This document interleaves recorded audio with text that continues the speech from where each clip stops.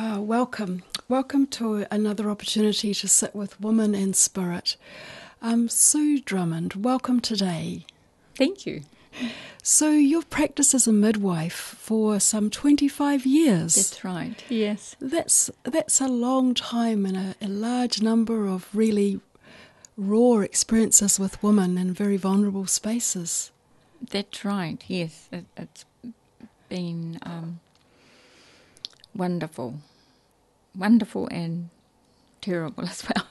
Okay. So today we're going to talk and share a little bit about how you understand, and we might re-explore and understand together spirituality in our work and spirituality in your midwifery role. So I imagine you've come here thinking or having some sense of what you hoped to contribute or learn or gain from this experience. Is there anything you particularly hoped for in participating in this work? I think it's just the opportunity to share some things. Lots of these, well, not lots of them, but several things I've never told anyone else because it's always been a bit unknown. So I just welcome that opportunity to share that. That's a wonderful experience, and thank you for the trust as well. So, can you remember perhaps your very first sense of what spirituality was as a child or an infant? As a child, probably climbing great big trees and just sitting up in the top and knowing that no one can see me, and secret places, that you just find that no one else knows is lovely. That's probably my first time up that. And in those spaces, there was a sense of connection or isolation? Connection, definitely connection. Quite a profound connection? Yes, yeah. Yes. And as you're an adult, can you remember perhaps any experiences in adulthood around spirituality? Yes. One of the main ones that I remember particularly was a visualization that I had when I was deciding. I'd already trained as a midwife, and I had a decision whether to stay working within the hospital or working as an independent midwife, and I wasn't sure about that because my youngest daughter was still very young, 3 years, and I wasn't sure about the commitment because it was going to be a big commitment. And so I went to a place called Aotearoa, which is on the Coromandel Peninsula, and it's always been a special place to me. And I went down there and sat on the beach, and I was thinking about what I was going to do, and I was wide awake. I wasn't asleep or in a trance or anything like that. And a Somali woman came up to me and handed me a staff, and I just, it was sort of profound and a little frightening because I think, what is this? And so that was that was one of the spiritual experiences that I'd had.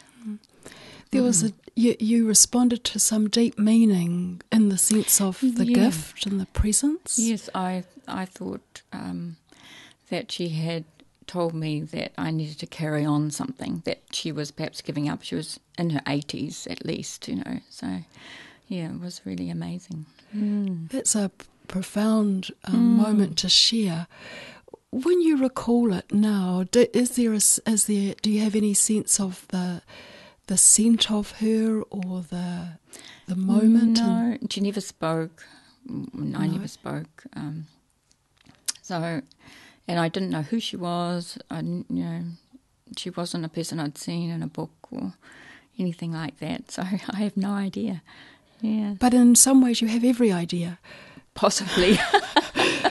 So you spoke about her handing something on, and you noticed, without question, you were willing from that moment to participate. Yes. Yeah, that's right. Perhaps midwifery is certainly always has certainly got the tradition of women handing it on to other women. Yes, definitely. Yes. And in midwifery, as a practice that you developed, is what and how do you understand the spiritual moments in it? So, what's part of that legacy that women hand on to women?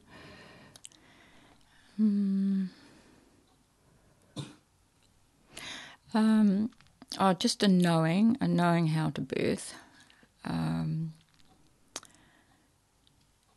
A very important, being able to have a womb setting with no noise, and just so that all the hormones can work, oxytocin, and so it's a place that can't be entered into easily, a place where the woman can work and not be interfered with. It's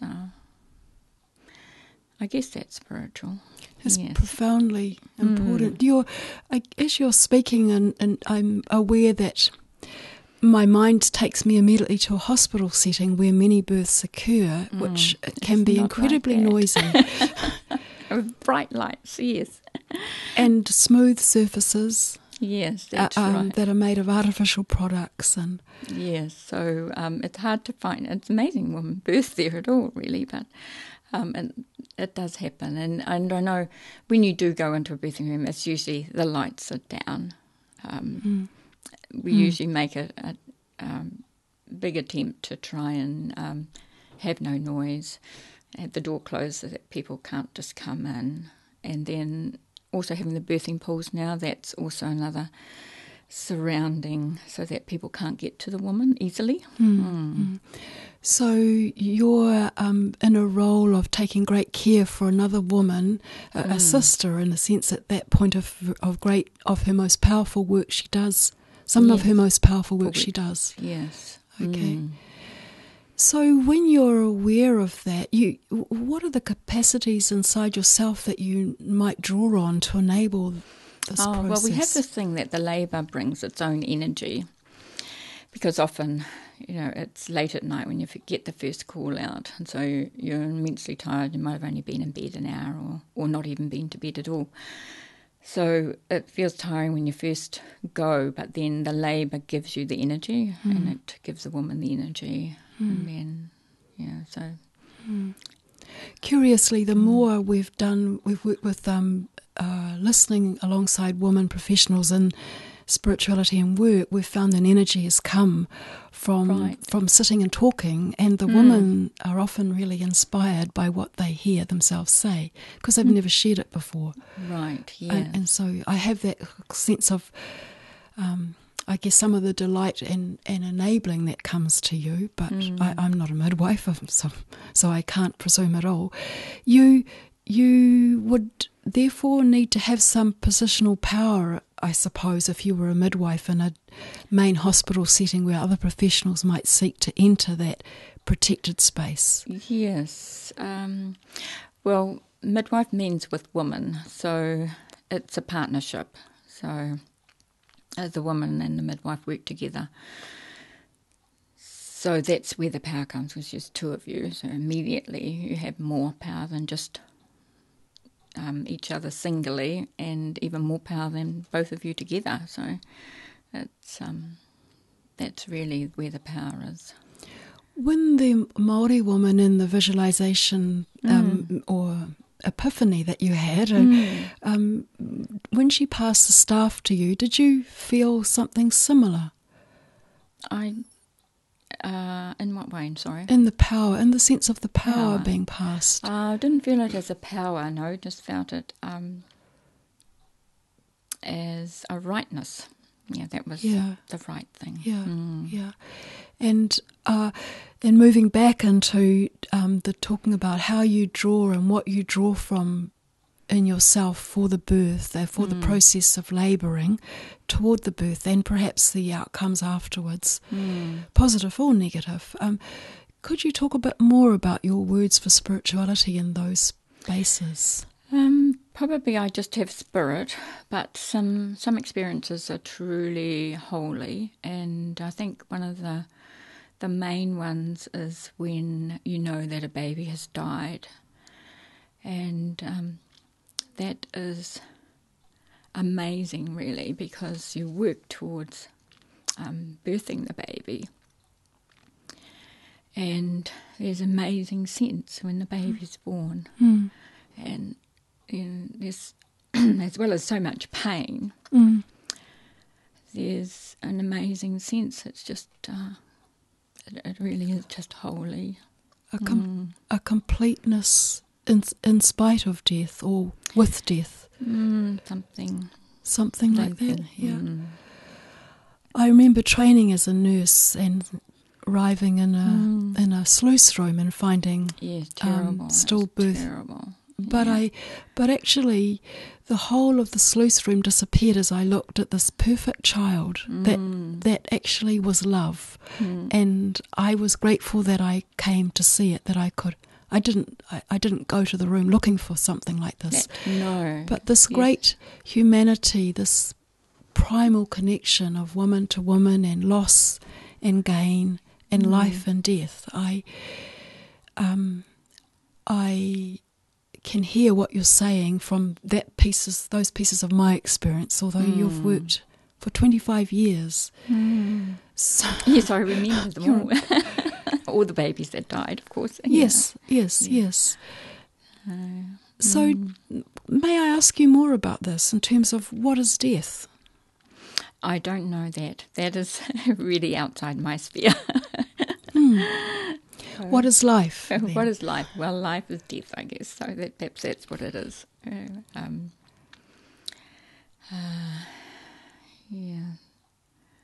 I think. Yeah, that. I don't know the answer to that too. I know that I've heard people say that life is a series of small deaths until you get to the final one. Yeah, that sounds very true. But I think that's a nice tidy answer, because life is also full of huge moments of confidence and then huge moments of absolute stuckness and unconfidence and drifting and struggle. And I guess a labour is also full of those moments, unless you're amazing. Definitely, that's right.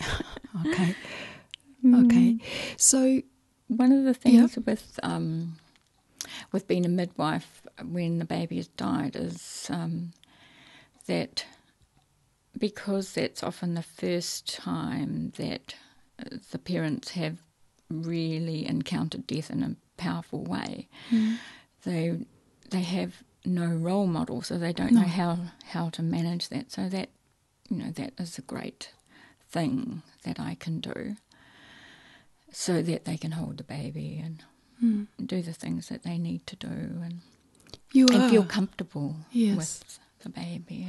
So you've gone ahead of them in this experience, so you can embody it and show them, and therefore they are nurtured in this place of absolute aridness, in the sense of the child is dead. Yes, that's right. Terrible grief, yeah. Almost unexpressed at that critical point, unable to be expressed. It's just yes, that's right. A death, numbness. Yeah, a numbness. Yeah. You have courage. I think so. Yeah. Every day to go into a birth that may or may not lead to a living infant. It's very rare these days for a baby to die, so that's why it's so poignant, I guess. But it is, what's the word? It is, what is the word? Privilege. It's a privilege, to be there at that time and to be able to help, perhaps. I imagine when life falls away from you as a mother birthing, because the whole process of labour, the inferences, you come out with your body intact and a healthy child, that's right, and then this wonderful family forms. That's right. Versus the lived experiences that you might come out with some parts of you intact, but not all. Yes. Particularly, you have lost the sense of not knowing, because you know about labour. That's right. And then you need to scurry to reform your sense of motherhood if the child is alive or dead. Yes. And still return faithfully to relationships like being a good daughter, a good partner, a good girlfriend. When you aren't the same person. No, that's right. So midwifery is extraordinary. It is, yes. If you were going to find an image or a sound for midwifery, is there any metaphors or images that you might draw from?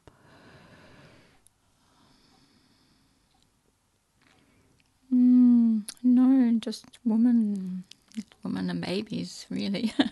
And that staff being passed forward. Yes, that's right. Yes, perhaps that's that. Perhaps it's just that. Yeah. So,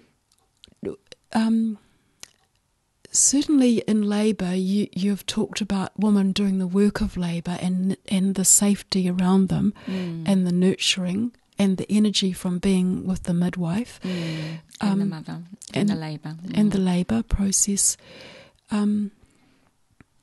Is there a spiritual capacity for you whereby the layering of this woman's experience and then her own mother's labouring of her and is somehow pulled together at that time? Often, yes, very often. Tell me more about that.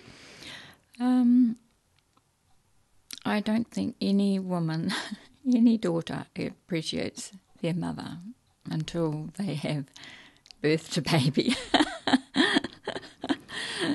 We both have daughters. We do. Yes. And we are daughters, yes. Yes. So I think that is,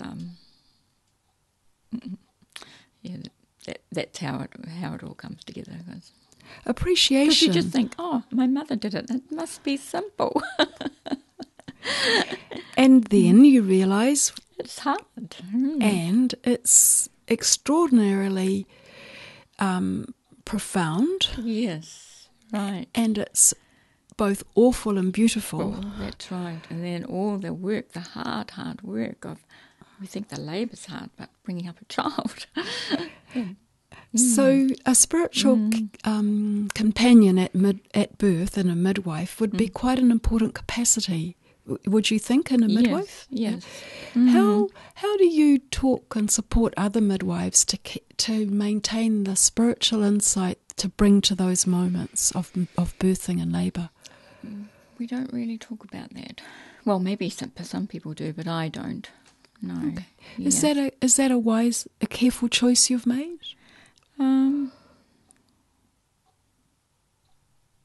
I guess we just all sort of know it and don't talk about it. Okay. And it gets lost too in the busyness. It's lost in the busyness. So if I just sort of linger a bit with that, you're saying the spirituality is known by midwives, but is not overtly discussed because often the births occur in a busy hospital structure that doesn't welcome those conversations. Well, it's just a busy time anyway, whether it's a home birth or a hospital birth. Yeah, and understandably, talking about something sometimes makes you feel like you've splintered it off from the experience, and you don't want to do that.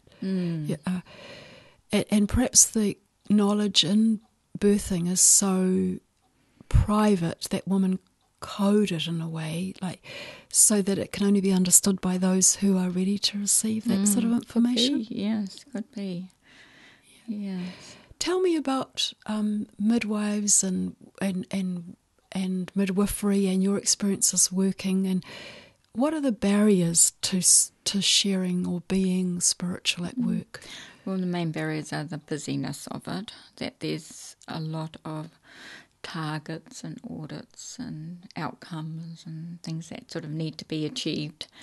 So the spiritual things take so much more time, but also are very quick. Like if you work, I find that if I work more intuitively or more spiritually, then I actually get somewhere a lot faster. But I may be wrong about where I'm going. It might be not what the woman's experiencing as well. So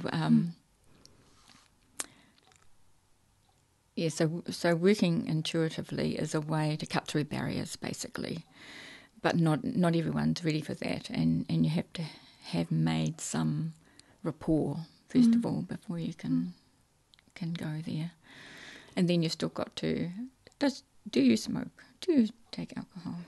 Do you do all those things? So a number of things, a number of bureaucratic tasks fall on the midwife at the point where she needs to develop an intimate rapport with a young mother. Yes, that's right. And so a lot of the time I don't do those things because it's much more important.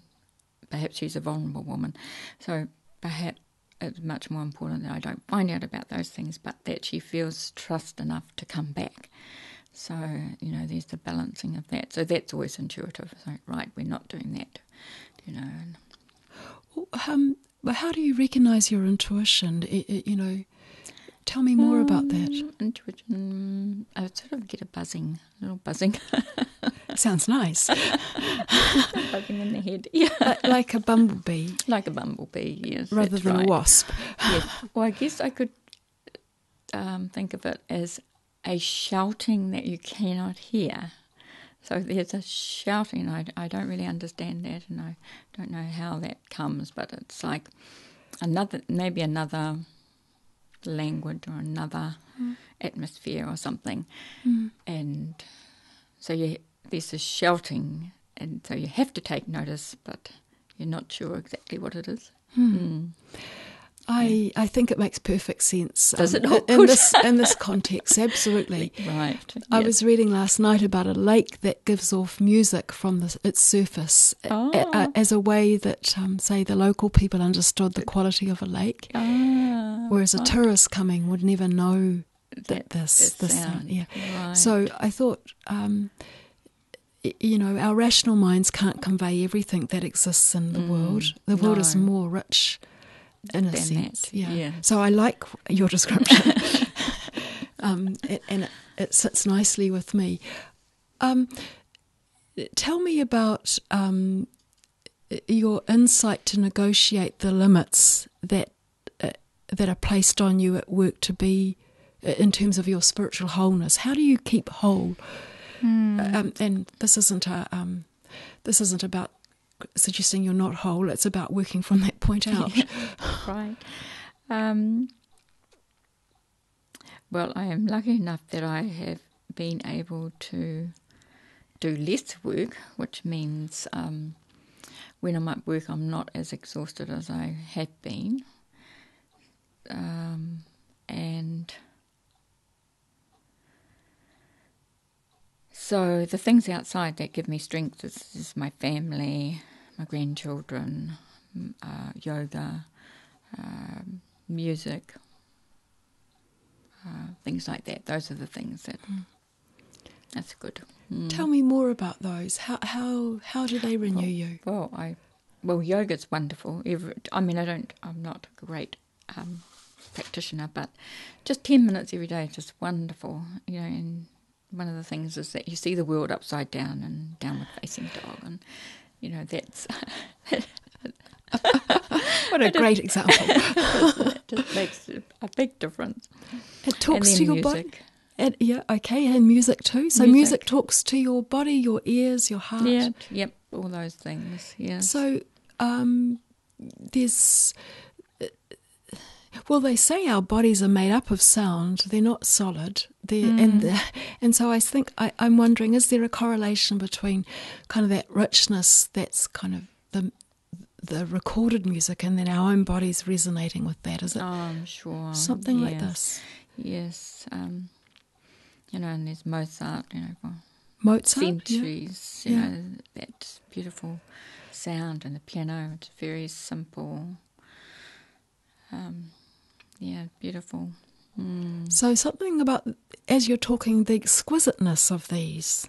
Would it be? Yes, that's right. There's something quite exquisite. And also within yoga, like looking at something in a different way. Yes. Quite good. Yes. And there's something that comes from grandchildren, and your face smiles. So tell me. Grandchildren are wonderful. Because they make you reinvent yourself, because they give you permission to be yourself. Well, you have a chance to be with a child again, someone who trusts you completely, and you can go and do all the child things. I mean, you can do all the child things anyway, but when you've got a child with you, it's so much easier. It's a good excuse. That's right. Okay. The whole midwife needs to be well supported so that she can participate from a whole place into work, into the paid work environment, and any barriers, that the workplace sets up. For example, you identified all of the extra tasks that are given to perhaps an assessment a midwife needs to do while she's building rapport. Yes. So that's a barrier. That's a barrier. And the time constraints too. That you've got so much less time to do more work. So that's perhaps another one. Well, and among that, is there a sense when you truly feel spirit with you and another woman, and what does it feel like?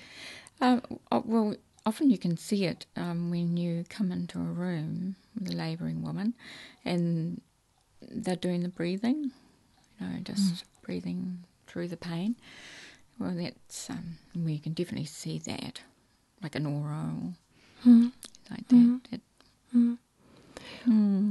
And more with the man and the woman as well. It can be not just with the midwife. The midwife might be sitting in the corner just letting it all happen. But yes, with the man and the woman, it's beautiful. Yeah. Do you want to talk more about your experiences of that?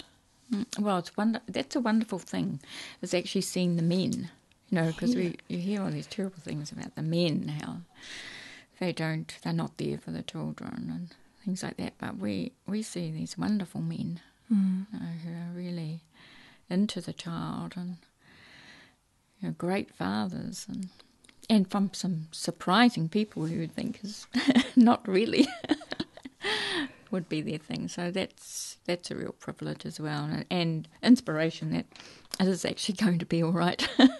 Life in general? Life in general. Yes, and that this birth too will be all right. Yes, that's right. Yeah. And therefore you will be all right. Yes, that's right. And the baby will be all right. And yeah. It's good. Those are courageous insights that you share. So how has midwifery enabled you spiritually? It must. These experiences must have influenced. I think you actually are born a midwife. I think that is possibly what happens. Sorry. So I can't train anyhow. Okay. So you're born a midwife. Tell me more about that. What do you mean? I don't know, but yeah. You have a sense?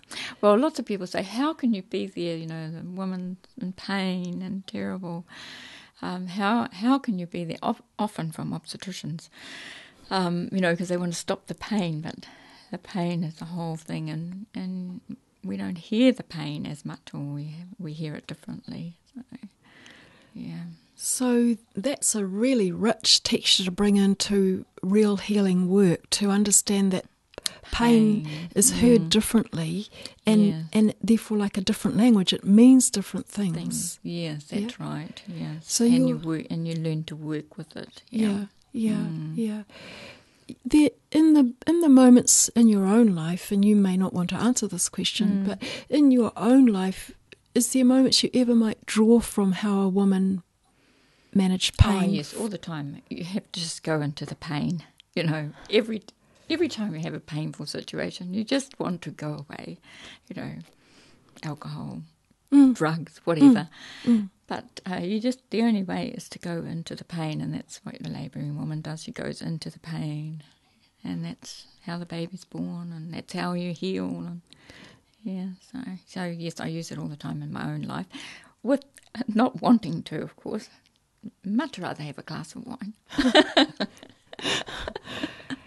There's a gift that's come in you too from going or daring to go to these spaces. That you have an immense beauty and a freedom, which is really pure quality. I observe that in you. So midwifery's changed you. Yes, it did. Yes. I never wanted to be a midwife. until, because I only knew it in the obstetric way as an obstetric nurse, and I didn't know that the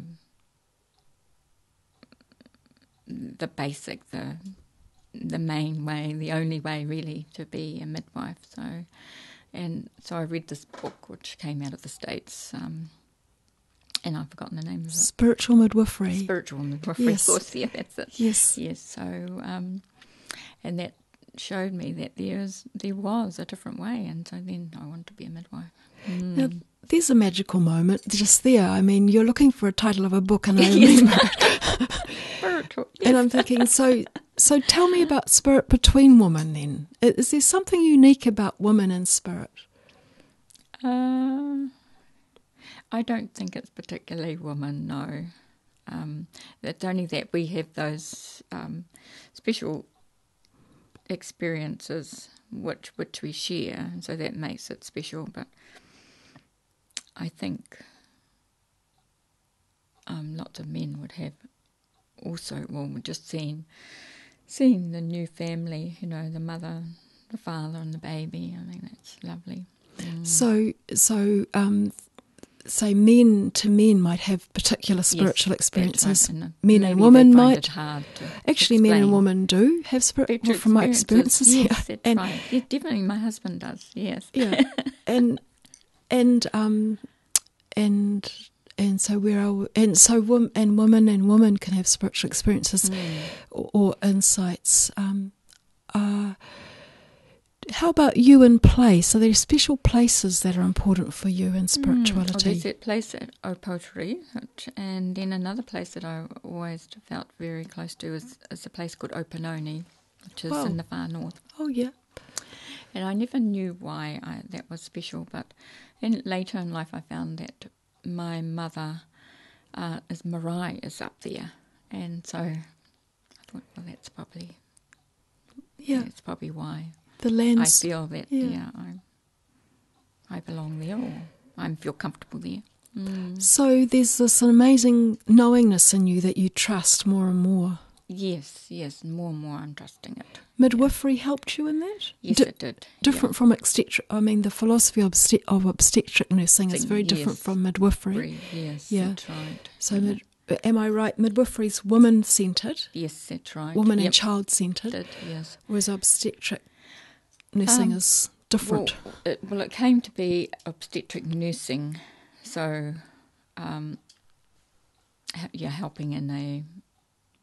helping the doctor, so usually male, so it's had a different emphasis.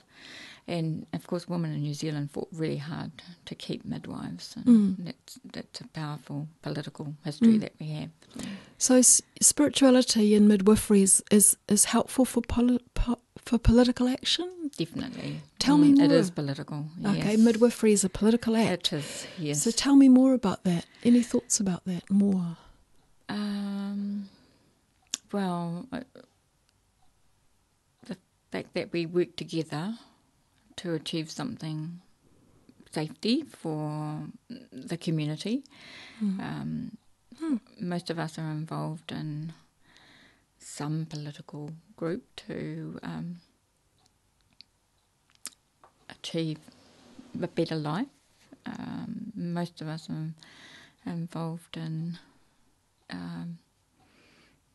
helping women and children, things like that. Yeah, okay. So, and also the way we vote and where we put power, and the way you turn up for work each day is a political act. That's right. When there is significant pressure for the scientific only approach to delivering children. Yes, that's so right. An industrial approach, if you like, a machinery approach. So, there's a heart in midwifery that I hear you are moved by, and it moves you. So becoming a midwife seems like you've entered into something, but something's also entered into you. It's is that an accurate kind of expression? Right. Yes, I mean you still have to learn the tools, and so that learning as well. Yes. And does that learning ever stop? No. All right. Okay. And I think we've probably come to the end of Your thoughts? my thoughts, yes. I have one question. Right. Could I ask you that yes, one? Sure. I have a wondering about how would you define spirituality for you as you finish this conversation? Oh, that's a very hard question, Meryl. So if it had a sound, what would it sound like? Oh, definitely Mozart. Mozart. Ah, okay. Okay. Thank Yes, you for right. your time. Thank you for the richness of your self-disclosure and the joy of being you. I'd like to give you a small gift on behalf of us all. Just something you. very small. And Lovely. thank you for your time, So. Thank Pleasure. you. Thank you. Thank you for inviting me.